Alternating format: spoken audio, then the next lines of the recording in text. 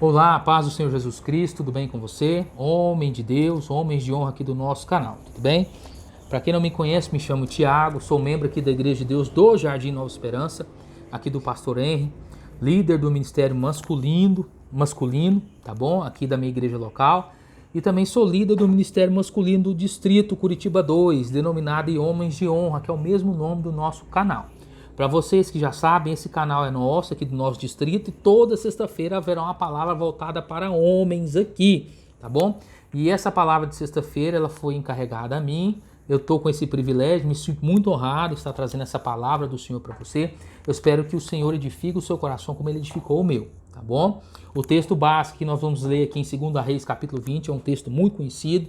Quando a gente começarmos a ler aqui, você vai saber quem que é, né? Mas tem um problema aqui, meus amados, que só pode ser consertado pelo varão, pelo homem de Deus, por você e por mim. Esse problema se remete em nosso meio, em nosso presente. Era um problema no passado e é um problema no presente. Tá bom? E é só você, homem de Deus, sacerdote lá, que pode consertar esse problema. O tema da nossa mensagem é deixando o legado para a próxima geração. Tá? Qual o legado você vai deixar para a próxima geração? A sua prole. Amém? Então vamos ler o texto. 2 Reis capítulo 20, versículo 1. Naqueles dias, Ezequias adoeceu de uma enfermidade mortal. Veio ter com ele o profeta Isaías, filho de Amós, e lhe disse: assim diz o Senhor. Olha só, essa frase agora é a mais importante. Põe em ordem a tua casa, porque morrerás e não viverás. Então virou Ezequias o rosto para a parede e orou ao Senhor, dizendo: lembra-te, Senhor, peço que andei diante de ti com fidelidade, vírgula, com inteireza de coração, vírgula, fiz o que era reto aos olhos do Senhor. E chorou muitíssimo. Quero orar com você nesse momento. Soberano Deus, amado Pai, te agradeço pela oportunidade de estar trazendo a palavra do Senhor aos homens aqui do nosso canal. Obrigado pelo que o Senhor tem feito na minha vida, pela vida da minha família, pela vida da família de cada homem, pelo ministério sacerdotal de cada um. Que o Senhor possa implantar, ó Deus, abrir as mentes de cada um como o Senhor abriu a minha. Venha trazer a luz da palavra, revela, Senhor Deus. Leva cativamente de cada um para o entendimento da sua escritura. Te agradeço, eu te louvo em nome de Jesus. Amém, amém. Meus queridos, é a história de um rei muito conhecido, né? Quem não conhece a história do rei Ezequias? É importante nós mencionarmos e falarmos do rei Ezequias, porque a Bíblia menciona que logo após o seu falecimento não houve homem, não houve rei semelhante ao rei Ezequias. A Bíblia fala que ele era um homem que andou segundo os estatutos de Deus, fez o que era reto aos olhos do Senhor. Ezequias começou a reinar com 25 anos de idade e a Bíblia ela destaca bem, ele disse: Ezequias fez o que era reto aos olhos do Senhor. Você sabe até então que nesse período a nação de Israel ela foi dividida em duas tribos, Reino do Norte e Reino do Sul. Reino do Norte ficou com 10 tribos, né, com sua sede em Samaria, e o Reino do Sul ficou com sua sede em Jerusalém, com a cidade de Judá, tribo de Benjamim e levitas. E você sabe que toda a história dos reis de Israel começa o seguinte, falando que eles fizeram que era mal aos olhos do Senhor. E também os reis de Judá, alguns também começam dessa mesma forma, falando que dizendo que eles faziam que era mal aos olhos do Senhor. Mas também na história dos reis de Judá, a Bíblia também abre um leque dizendo alguns reis que fizeram que era reto aos olhos do Senhor. E dentre esses reis, né, Ezequias se encaixa aqui. A Bíblia fala que é um homem que fez tudo o que era reto, andou nos caminhos de seu pai Davi, destruiu, dissipou, esmiuçou toda a idolatria de Judá naquela época. Naquela época, Judá estava assim aprofundando a idolatria a Baal. Ele destruiu todos os altares lá que era dedicado a Baal. Aquela serpente de bronze, não sei se você lembra quando Moisés fez lá no deserto, aquela serpente de bronze existia até os dias do rei Ezequias. E a Bíblia fala que ele destruiu aquela serpente de bronze porque as pessoas estavam idolatrando aquela serpente, queimando incenso lá para aquela serpente. A Bíblia fala que ele destruiu, esmiuçou, né, esmigalhou, virou pó, ou seja, estipou. E ele instituiu o culto novamente a Israel, a leitura da lei, da Torá, né, e dos profetas. Ou seja, restaurou o seu reino. Transliterando para nós nos dias de hoje, meus amados, era aquele varão perfeito que se via ao Senhor dentro da igreja. Era um homem de Deus que lia a palavra, tá? Um homem que ora, aquele que ajuda ao próximo, tá bom? Às vezes se encaixa no seu perfil, tá? Mas também como um homem, ser humano, Ezequias também cometeu um erro muito grave.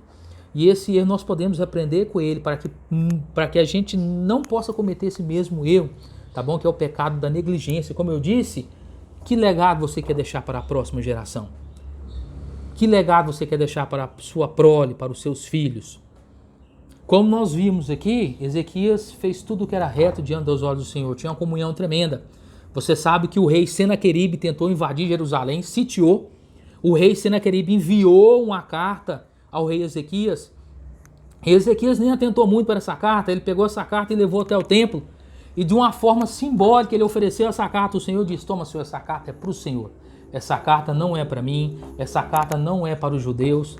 Rei Senaqueribe está afrontando a ti, ó rei dos exércitos, não a mim. Trocando em miúdos, ele está dizendo: olha, Senhor, o pepino aqui está nas suas mãos, tá? Resolve esse problema que é do Senhor, não nosso.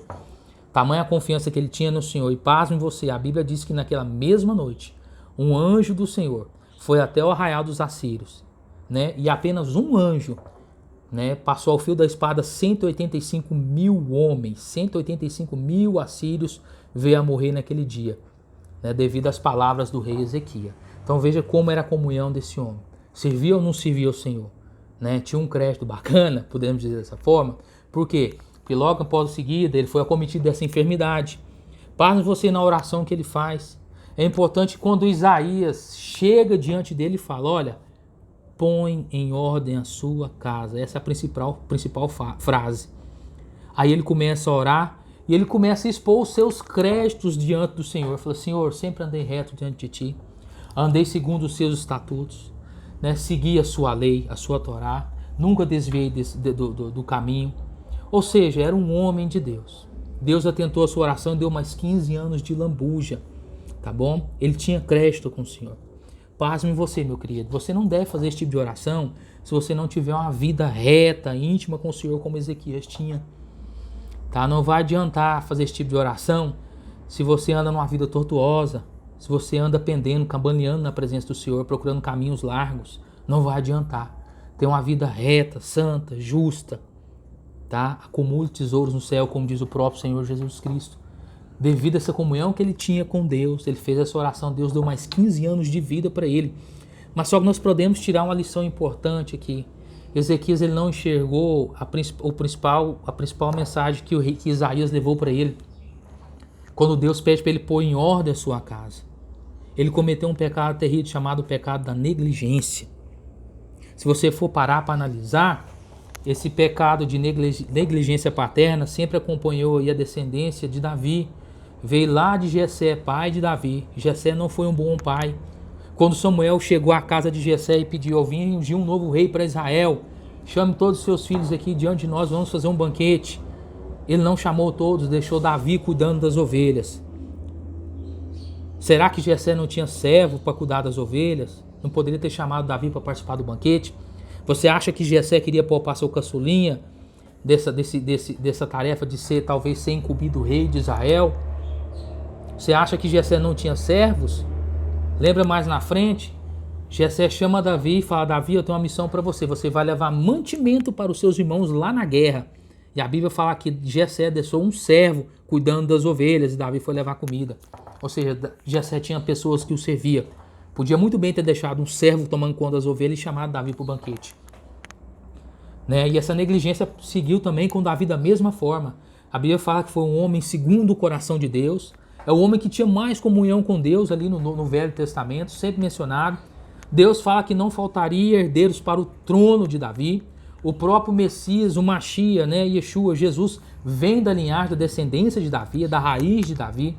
Ou seja, uma figura muito importante aí para o meio cristão, para o meio judaico, né? Mas só que tinha esse problema também de paternidade. Era um homem negligente, não era um bom pai, era um péssimo pai. Você vê isso no decorrer da história.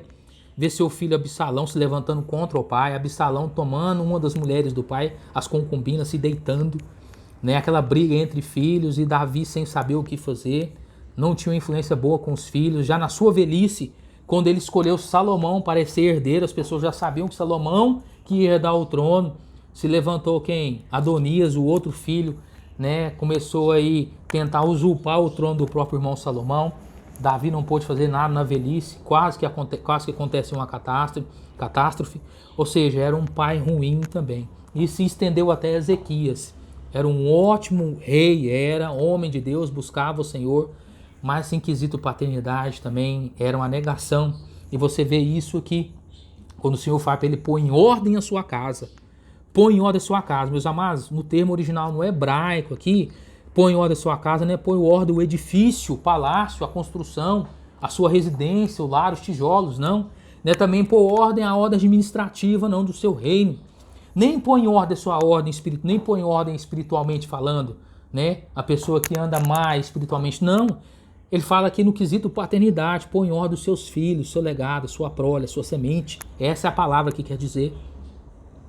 Né? E o interessante, quando o Senhor acrescenta os 15 dias de vida para ele não atenta por essa palavra de Isaías, ele não atenta em instruir seus filhos na palavra do Senhor, como a própria Escritura diz, né? Educa o teu filho no caminho que deve andar, né? Instrui a palavra de Deus, inculca na cabeça dele, tá bom? Esse, meus amados, varão, homem de Deus, essa é a nossa tarefa como sacerdote do lar, tá bom? Não escorregue não cometa esse mesmo deslize que Ezequias cometeu. Mais para frente, depois dele ter sido curado, a Bíblia diz que veio até ele embaixadores da Babilônia trazer presentes, porque sabia da sua enfermidade, e ele abriu as portas da sua casa, mostrou os principais tesouros do seu reino, os tesouros do templo, a sua prataria, o seu ouro, e isso não agradou a Deus em forma nenhuma. Isaías veio mais uma vez a ele e disse, olha, o que você fez? Ele falou, eu mostrei tudo para o pessoal de fora, viu? Para a nação pagã, mostrei tudo que tem dentro de casa, não ocultei nada. Isso não agradou o Senhor, e o Senhor falou assim, olha, sua descendência, a sua prole, porque você não pôs ordem na sua casa, tá? Serão cativos, serão levados cativos até a Babilônia, e serão eunucos na corte da Babilônia. Isso você pode comprovar lá no livro de Daniel, capítulo 1, se não me engano, versículo 17, onde a corte, onde os príncipes de Israel serviam diante do rei, né, sendo eunucos. Que tristeza. Aí você pensa, se um homem recebe uma palavra dessa, o que ele deveria ter feito? Humilhado seu coração, rasgado seu coração, como ele fez quando estava doente. Não, ele toma uma atitude totalmente diferente, meus amados.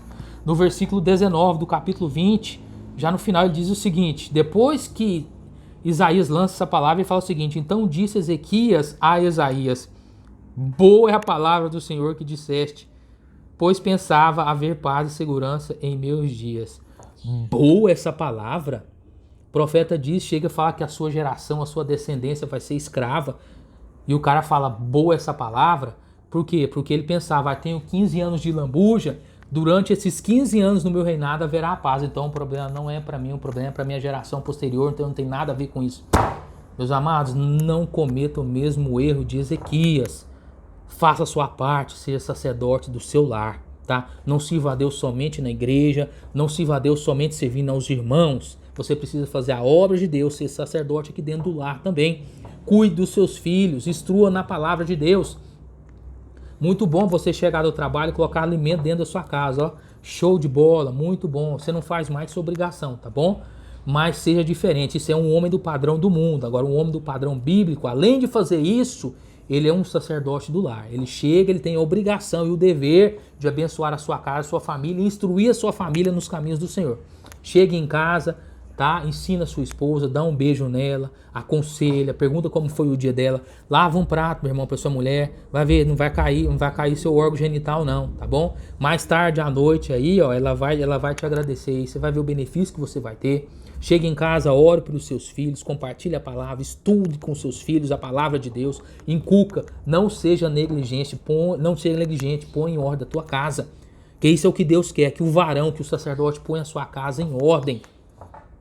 Tá? Porque boa é essa palavra, põe em ordem a sua casa, instrua seu filho no caminho certo em que se deve andar. Não seja como Ezequias, não cometa esse mesmo erro, tá bom? Não pense que se vir a Deus somente na igreja é o essencial. Para ser completo, para ser homem de Deus, homem de verdade, homem acima da média, precisa ser sacerdote do lar, principalmente no lar, ensinando o seu filho no caminho que se deve andar, ensinando a esposa no caminho que se deve andar, ela como a sua auxiliadora, tá bom? Ela como a sua ajudadora aí, tá bom? Então instrua o seu filho no caminho do Senhor. Essa é a palavra que eu tenho para você. Não cometa o mesmo erro que Ezequias cometeu. sendo negligente com a sua casa, tá? Põe em ordem a sua casa a partir de agora. Esse é um problema que nós enfrentamos, meus amados, na geração atual, tá bom? Onde a geração hoje aí, as redes sociais, o WhatsApp, Facebook, inclusive nós chegamos do trabalho, passamos direto pro banheiro, não damos um beijo na esposa, né? Não colocamos nem bênção em nossos filhos e vamos sentar lá no nosso trono, ficamos lá meia hora, 40 minutos mexendo no celular. Tomamos o nosso banho, sentamos lá na nossa sala e vamos ver o Netflix da vida aí, ver um jogo de futebol, né? Ou ver um UFC da vida aí, esquecemos da nossa família, da nossa esposa, dos nossos filhos. Isso está errado, vamos começar a mudar, tá bom? Vamos começar a inculcar a palavra de Deus na mente de nossos filhos, de nossa família, de nossa esposa. Assim você estará fazendo o papel do homem de Deus, do sacerdote, do lar, do ministro do Senhor. Amém? Esse é o nosso propósito, esse é o nosso projeto, que o homem seja um sacerdote, tanto no lar como na igreja, restaurando esse ministério, para a honra e glória do nosso Senhor Jesus Cristo. Amém? Essa é a palavra que eu tenho que deixar para você. Fique com Deus. Se você ainda não é inscrito no canal, se inscreva, tá bom? Compartilhe esse vídeo aí com as pessoas, com seu colega, com seu amigo, mesmo que aquele que não seja crente, tá? Compartilhe o vídeo que edifique ele. Semana que vem vai ter um outro varão aqui, um pastor, um líder, trazendo a palavra de Deus voltada para você, tá bom? Fique com Deus, a paz do Senhor, até a próxima, homens de honra.